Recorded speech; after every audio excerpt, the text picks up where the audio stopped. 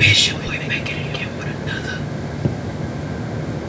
video for y'all boys, man. It's currently 12:43 a.m. And we got 6 most disturbing horse encounters called a camera. I'm a little scared, man.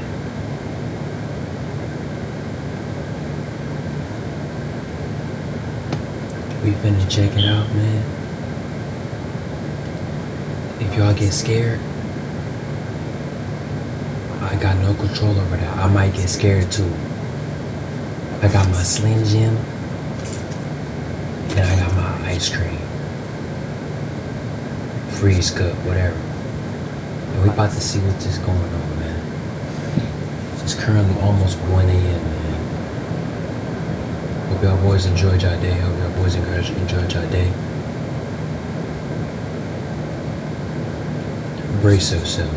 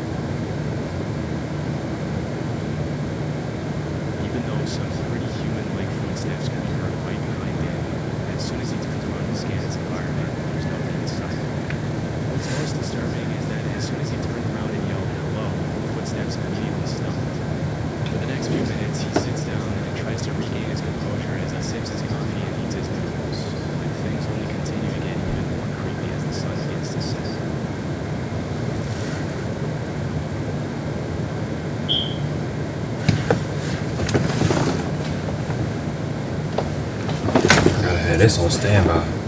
Flashlight on standby.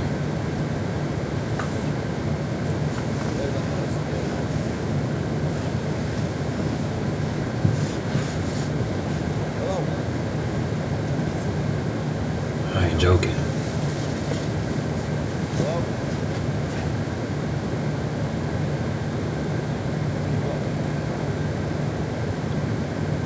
Bro, I'm running out there. Bro, I'm running, bro. I'm running full speed, bro.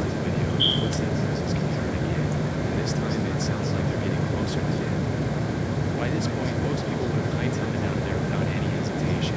But Daniel decides to sit back down and finish his dinner as he tries to calm his nerves for the second time. Bro, the fact that you can like hear it during the day makes it even worse because it's daytime. You should be able to see like around your surroundings and stuff like that. I don't know. What y'all think? What y'all think? Minutes later, it seems like he completely forgets about the footsteps and manages to think about less disturbing things, which is honestly pretty impressive. But as darkness sets in,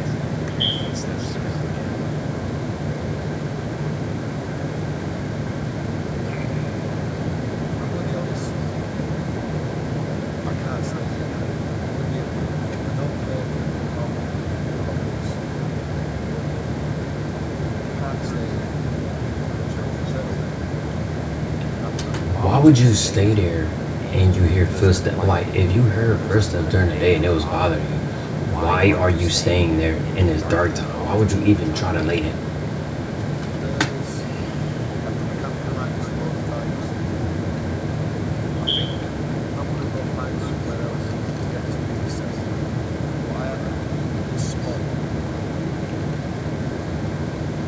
You ain't got no protection or nothing? Understandably, after this third incident, Daniel decides to head somewhere else for the night that I can't say. It's hard to know what exactly was making those sounds, but because they sounded very similar to human footsteps, it's possible that Daniel was being stalked by someone in the woods. This is obviously incredibly dangerous, as you can never really trust someone's intentions when you're in such a vulnerable position, all by yourself in unknown territory. It was either that or an animal walking through the woods, but because Daniel mentioned the grass was a little wet, it would have made that dry sound if an animal stepped on it. This is pretty unlikely. Also, many people in the comments mentioned that no animal walks that uniform and steady. They stop, go, and change pace constantly. Either way, it's a good thing he decided to move, because who knows what could happen with Daniel. Yeah, somebody was stalking him. Things to me as spam texts and phone calls. You would actually be surprised by the amount of times I get interrupted recording these videos by phone calls from random help and identity theft. So, what is Ticketmaster doing about it? Absolutely. Doors. Part of a front range of the Rampant Range is part of a front range of the Rocky Mountains in Colorado, made up of almost entirely public land within the Pike National Forest. In the summer, you'll find lots of bikers enjoying the Rampant Range's elaborate trail system and exploring the great outdoors. For the most part, this part of Colorado is a paradise for anyone who enjoys spending time with nature. But over the past few years, there's been a pretty alarming trend on the rise, with random people setting up wires on trees at just about head height in an effort to seriously injure bikers on the trail. In 2019, a post describing this terrifying trend was uploaded to Facebook. And disturbingly, the uploader mentioned that one of his high school friends had lost his life as a result of running into a similar wire on a trail. Immediately, people jumped into the comments to point out how incredibly messed up it would be to do something like this, and how this kind of evil needs to be categorized as attempted murder if the suspects are caught. A couple of years before that post was made, in 2017, two motorbike riders uploaded a video to YouTube of their encounter with a similar wire, and although nothing happened to them, it was a very close call.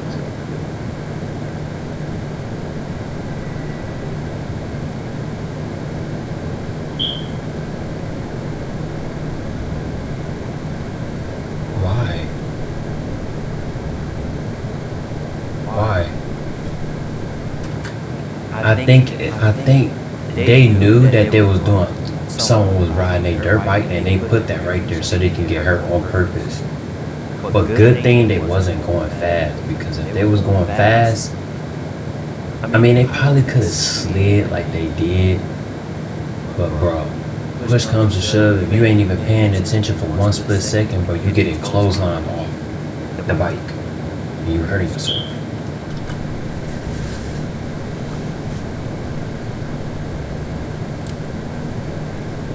When these wires are set up on a trail, it can be hard to tell whether they were placed there out of malice, or if a random camper or farmer placed the wires there to hang up clothes or something similar. But in cases like these where the wires are specifically placed on the trail, there's really only one reason people would do that, and that's to bring serious harm to bikers for some reason. Exactly. With the constant loud sound of the bikes near the property, or something else. But hopefully more measures can be taken in the future to prevent more people from getting hurt, especially because it's not uncommon to hear about motorbikers and snowmobilers losing their lives over this kind of stuff. This audio was uploaded to YouTube by a user named Forest Fire number 20. He recorded it around 2 a.m. in December 2014. The uploader lives in a forest, and he mentioned that the noises in the audio were coming from deep in the woods behind his house.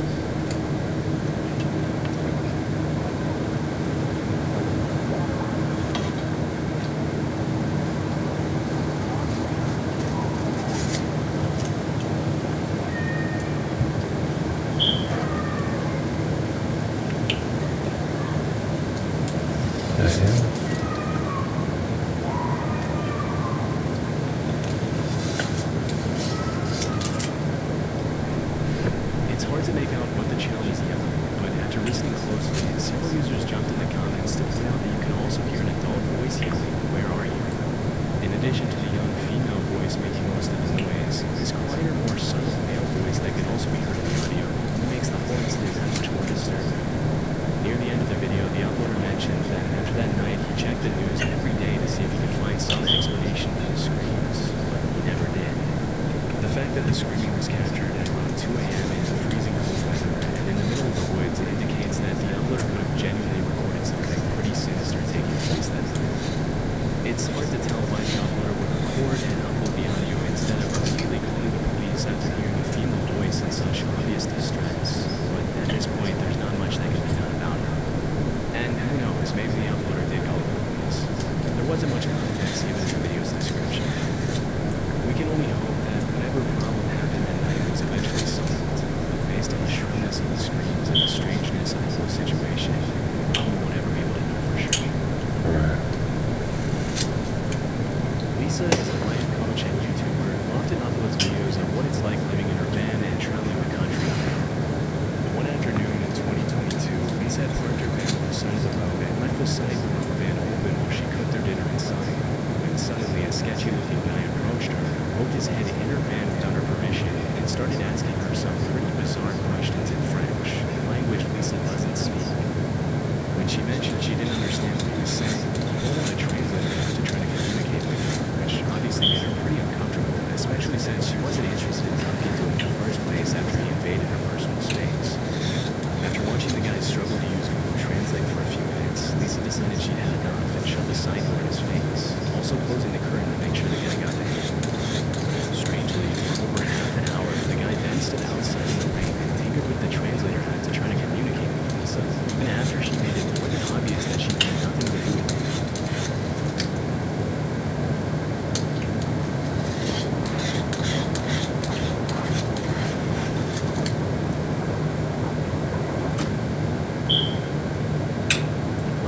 When males be males notice a lot of things, and males notice when females are vulnerable.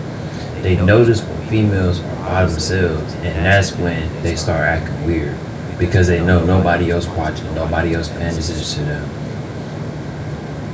and then you never know what can happen. But this dude is weird. And then why are you even going up to somebody and not knowing how to use a translator app? Why are you even walking up to somebody's door poking your head in? You could be like, hey, excuse me. You know what I'm saying? Without poking your head in their door. Like, what is you doing? Now, if she would have kicked you in the face, she'd have been wrong, right? Like, come on, bro. Like, what's bro problem? Oh, look. It's raining. Why are you standing outside and it's raining?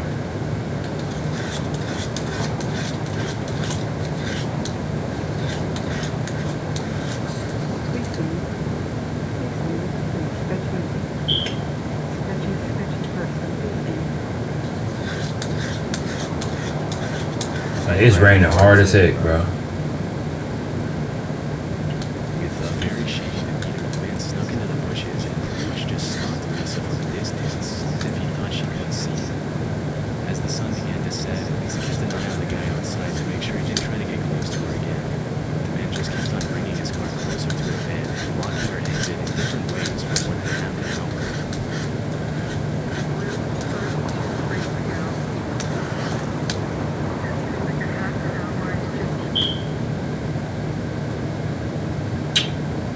That's what I'm saying. Nobody even noticing what's going on. Ain't nobody noticing this. Nobody's noticing this at all. That's why he's doing this. This dude went in the bushes like a weirdo and looked at something and still watching. Why are you in the rain? Like, come on, bro. You that desperate? Weird, bro. Like, bro, leave people alone, bro.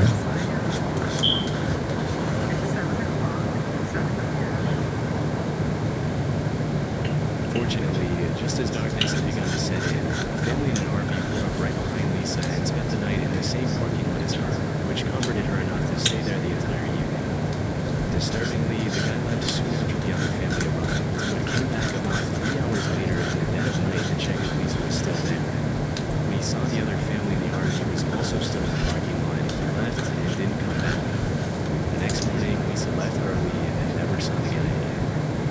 hard to tell what the guy's exact intentions were, but based on his overall sketchy demeanor and questionable behavior, they couldn't have been anything. One thing we can be sure about is that it's a good thing the other family in the RV arrived at the parking lot when they did. Otherwise, who knows what the man would have done to Lisa. In May 2014, an Imager user uploaded a blog post where he talked about the time he went to visit a friend in Northern Europe. According to the uploader, his friend told him about these pipes that he had found in the woods near his house that stuck up out of the ground like periscopes. Apparently, his friend and his siblings played near the pipes as kids, and knew there were bunkers hidden below them. Their parents never allowed them to get near them out of concern for their safety. During the visit narrated in the blog post, the uploader and his friend decided to check out the pipes and finally go down into bunkers that they never had permission to explore when they were younger. And they found some pretty disturbing stuff. A few hundred feet away from the trees, they found the entrance to the bunker covered with a loosely placed piece of wood that they easily removed with a crowbar. Once inside, all they could see were these long and seemingly endless hospital-like hallways that extended for thousands of feet under the woods. As they ventured further and further into the maze of tunnels, they found graffiti on some of the walls, indicating they weren't the first people to get the idea to explore the underground bunkers. The explorers were one of the walls deep inside the tunnels had the word "help" in German graffitied all over it. It's possible that it was just sprayed on there by another group of teens trying to be funny, but the eerie nature of the bunker, coupled with the general state of disarray, really makes you wonder if something more sinister took place down there at some point, possibly written by German soldiers in the later parts of World War II. As they traveled deeper into the bunker, they found some more disturbing graffiti, with one of the eeriest messages reading, "Hello, Satan, I love you." Obviously, that's not the kind of message you want to see in a tunnel system like this, but the two friends decided to keep on exploring anyway.